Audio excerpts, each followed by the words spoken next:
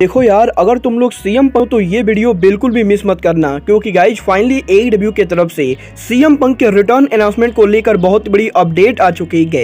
AEW के last week के शानदार रैम्पेज के बाद रैम्पेज की व्यूअरशिप सामने आ चुकी है। AEW all in pay per view के ब्रॉडकास्टिंग को लेकर बैक स्टेज से बहुत बड़ी अपडेट आ रही है। एईडब्ल्यू में टोनी खान के बुकिंग सिस्टम को लेकर बुकाटी ने काफी बड़ा सवाल उठा दिया है। तो गाइज वहीं एईडब्ल्यू में काजुचिका ओकाडा और केनी ओमेगा के फेस करने को लेकर केनी ओमेगा का बहुत ही बड़ा बयान आ चुका है। तो गाइज चलिए बिना किसी देरी के शुरू करते हैं इस वीडियो को। और गाइज सबसे पहले बात करेंगे रैम्पेज के व्यूअरशिप की। अगर बात करें यहाँ पर एईडब्ल्यू के रैम्पेज के व्यूअरशिप की, तो गाइज जैसा कि आप लोग को मालूम होगा, पिछले 2 हफ्तों से एईडब्ल्यू का रैम्पेज शो अमेरिका में फ्राइडे नाइट को नहीं बल्कि सैटरडे नाइट को आ रहा है। और गाइज लगातार 2 हफ्तों तक सैटरडे नाइट को रैम्पेज के ब्रॉडकास्ट होने के बाद अब एईडब्ल्यू रैम्पेज की व्यूअरशिप और भी ज्यादा गिर चुकी है, क्योंकि गाइज एईडब्ल्यू कंपनी ने जब 2 हफ्तों पहले सैटरडे को उनका रैम्पेज कराया था, तो गाइज एईडब्ल्यू के उस रैम्पेज को 9,94,000 व्यूअरशिप मिली थी। बट गाइज यही लास्ट वीक जब एईडब्ल्यू ने रैम्पेज शो कराया, तो गाइज लास्ट वीक एईडब्ल्यू के रैम्पेज शो को टीएनटी नेटवर्क पर सैटरडे नाइट पर मात्र 2,84,000 लोगों ने देखा, जो कि रैम्पेज की हिस्ट्री की लोएस्ट व्यूअरशिप है। और गाइज इसके साथ साथ 18/49 डेमोग्राफिक फिगर के अंदर एईडब्ल्यू का रैम्पेज शो नंबर 46 रैंक पर था, जो कि एईडब्ल्यू के लिए बिल्कुल भी बढ़िया नहीं गए। और गाइज जिस तरीके से सैटरडे नाइट के ऊपर एईडब्ल्यू के रैम्पेज की व्यूअरशिप दिन पर दिन डाउन हो रही है, उसे देखकर मुझे एईडब्ल्यू कोलिजन की व्यूअरशिप को लेकर काफी टेंशन हो रही है, क्योंकि गाइज यहां पर सैटरडे नाइट के ऊपर ही एईडब्ल्यू उनका नया टीवी शो कोलिजन लाने वाली है। और गाइज रैम्पेज के सैटरडे पर बुरी तरीके से फ्लॉप होने के बाद देखना बहुत ही दिलचस्प होगा कि सैटरडे नाइट पर कोलिजन को क्या व्यूअरशिप मिलती है। बट गाइज चलिए फिलहाल आगे बढ़ते और बात करते हैं एईडब्ल्यू के अब तक के biggest show AEW all in की। गाइज ये बात तो मैंने आप लोग को ऑलरेडी बताई गई कि इस साल एईडब्ल्यू कंपनी जब 27 अगस्त को वेम्बले स्टेडियम में ऑल इन पेपर व्यू करेगी, तो गाइज उसके 1 हफ्ते के बाद ही एईडब्ल्यू कंपनी उनके साल का biggest pay per view all out करेगी। और guys back to back AEW उनके 2 सबसे बड़े शो करने वाले गए। तो गाइज फैंस इस चीज को लेकर बहुत ज्यादा कंफ्यूज हैं कि क्या एईडब्ल्यू के ये दोनों ही शो पेपर व्यू की तरह होंगे। गाइज इस हफ्ते एईडब्ल्यू के बैक स्टेज से रिपोर्ट आ रही है कि अगर एईडब्ल्यू कंपनी और वार्नर के बीच में जो नया टीवी डील होने वाला है, इस टीवी डील के अंदर एईडब्ल्यू का स्ट्रीमिंग सर्विस शामिल है, तो गाइस पॉसिबली एईडब्ल्यू का जो ऑल इन पेपर व्यू होगा, ये पेपर व्यू की तरह ब्रॉडकास्ट ना होके बल्कि एचबीओ मैक्स स्ट्रीमिंग सर्विस पर ब्रॉडकास्ट होगा। और गाइस 27 अगस्त को एचबीओ मैक्स पर ऑल इन के ब्रॉडकास्ट होने के बाद एईडब्ल्यू कंपनी उनके ऑल आउट पेपर व्यू को पेपर व्यू की तरह ब्रॉडकास्ट करेगी। और गाइस यहां पर फिलहाल रिपोर्टर्स का यह मानना है कि एईडब्ल्यू का all in pay per view possibly Warner media के ऊपर ब्रॉडकास्ट होने वाला है। गाइस देखना बहुत ही दिलचस्प होगा कि टोनी खान ऑल इन और ऑल आउट को कैसे ब्रॉडकास्ट करते गए। बट गाइस जहां तक बात रही टोनी खान की, तो गाइस ये बात तो हम सभी लोगों को मालूम है, टोनी खान एईडब्ल्यू कंपनी के हेड बुकर है। और गाइस एईडब्ल्यू के अंदर जो भी स्क्रिप्टिंग और राइटिंग होती गए, वो सभी चीजें टोनी खान के द्वारा की जाती गई। और गाइस फिलहाल तो एईडब्ल्यू के अंदर टोनी खान 3 घंटे के शो के कंटेंट को राइट करते गए, जहां पर टोनी खान 2 घंटे के एईडब्ल्यू डायनामाइट और 1 घंटे के रैम्पेज को संभालते गए। बट गाइस अब जबकि एईडब्ल्यू के 2 घंटे का नया TV show AEW collision show आ रहा है, तो गाइस यहीं इस हफ्ते डब्ल्यूडब्ल्यू के हॉल ऑफ फेमर बुकाटी ने उनके लेटेस्ट इंटरव्यू के अंदर टोनी खान के वर्कलोड को लेकर बात की गई। गाइस यहां पर बुकाटी का ये कहना है कि रेसलिंग इंडस्ट्री में पहले भी ऐसे बहुत सारे प्रमोटर्स रहे गए जिन्होंने हर चीजों को अकेले मैनेज की कोशिश की गई। और गाइस जब भी किसी प्रमोटर ने हर चीजों को अपने साथ मैनेज करने की कोशिश की गई, तो गाइस वो प्रमोशन आगे चलकर फ्लॉप हुआ है, क्योंकि गाइस एक आदमी के बस का हर चीज को संभालना नहीं होता है। और गाइस वैसे भी एईडब्ल्यू के अंदर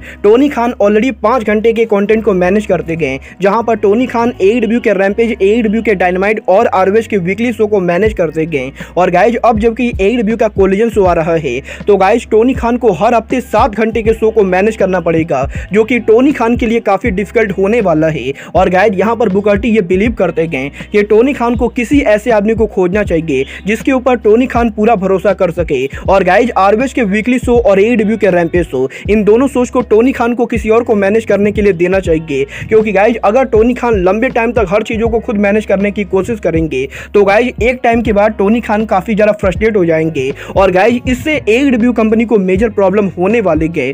गाइज मैं यहाँ पर बुकाटी की बात से 100% एग्री करता हूँ। और गाइज मुझे भी यही लगता है कि टोनी खान को एईडब्ल्यू के रैम्पेज शो और आरओएच के वीकली शो, इन शोज को जेफ जेरेट को दे देना चाहिए। बट गाइज चलिए फिलहाल आगे बढ़ते हैं और बात करते हैं एईडब्ल्यू सुपरस्टार केनी ओमेगा की। बल्कि अगर बात करें यहाँ पर केनी ओमेगा की, तो गाइज इस हफ्ते केनी ओमेगा के लेटेस्ट इंटरव्यू के अंदर केनी ओमेगा ने एनजेपीडब्ल्यू में उनके करियर को लेकर बात की थी, जहां पर केनी ओमेगा का ये कहना है कि केनी ओमेगा के इस साल के रसल किंगडम पेपर व्यू पर IWGP यूएस चैंपियनशिप को जीत जाने के बाद केनी ओमेगा ने एनजेपीडब्ल्यू के अंदर पहली बार ओकाडा के साथ टीम अप किया था। और गाइज एनजेपीडब्ल्यू के न्यू ईयर डास के ऊपर जब केनी ओमेगा को यह पता चला कि वो ओकाडा के साथ टीम अप करने वाले गए, तो गाइज यहां पर ओकाडा और ओमेगा दोनों ही इस मैच के लिए काफी एक्साइटेड थे, क्योंकि गाइज इन दोनों के बीच में एक लंबी राइवलरी की हिस्ट्री रह चुकी है। और गाइज यहां पर न्यू ईयर डास के ऊपर ओकाडा और ओमेगा के साथ काम करने के बाद इन दोनों ने बैक स्टेज के ऊपर लंबे टाइम तक बैठकर बातें की थी। और गाइज यही ओमेगा के इस इंटरव्यू के अंदर जब इंटरव्यूअर ने केनी ओमेगा से यह पूछा कि क्या केनी ओमेगा इन फ्यूचर आगे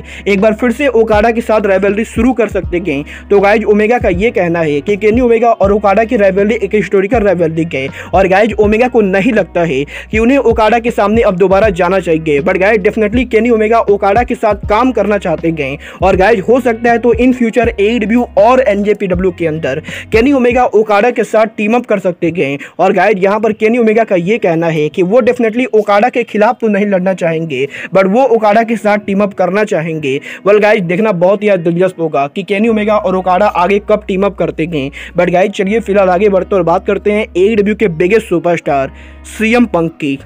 अगर बात करें यहाँ पर CM पंक की, तो गाइज वैसे तो मैं डेली हर वीडियोज के अंदर आप लोगों को लगातार ये बता रहा हूँ कि AEW के कोलिजन शो के ऊपर 17 जून को CM पंक उनका रिटर्न करेंगे। और गाइज AEW कंपनी बहुत ही जल्द CM पंक को लेकर कोई हिंट देने वाली गए, बट गाइज अब यहाँ पर फाइनली AEW की तरफ से CM पंक को लेकर अनाउंसमेंट कवर कैसे होने वाली गए, इसको लेकर बहुत बड़ी अपडेट आ चुकी है। वेल गाइज इस हफ्ते रेसलिंग ऑब्जर्वर एंड्रू जेन ने इस चीज को कंफर्म किया है कि पॉसिबली कल AEW के डायनामाइट शो के ऊपर AEW कंपनी CM पंक के रिटर्न को हिंट करने वाली गए। और गाइज एंड्रू जेन ने इस चीज को कंफर्म किया है कि AEW के कल होने वाले डायनामाइट शो के ऊपर AEW कंपनी कोई ऐसा हिंट दे सकती है जिससे फैंस को यह पता चलेगा कि CM पंक AEW पर रिटर्न होने वाले गए। और गाइज अगर कल के डायनामाइट पर यह अनाउंसमेंट नहीं होती गए, तो गाइज पॉसिबली आने वाले 1 से 1.5 हफ्तों के अंदर AEW कंपनी गारंटेड CM पंक के रिटर्न को हिंट करने वाली गए। क्योंकि गाइज यहां पर 17 जून को AEW का collision show AEW company United centre में करने वाली गए।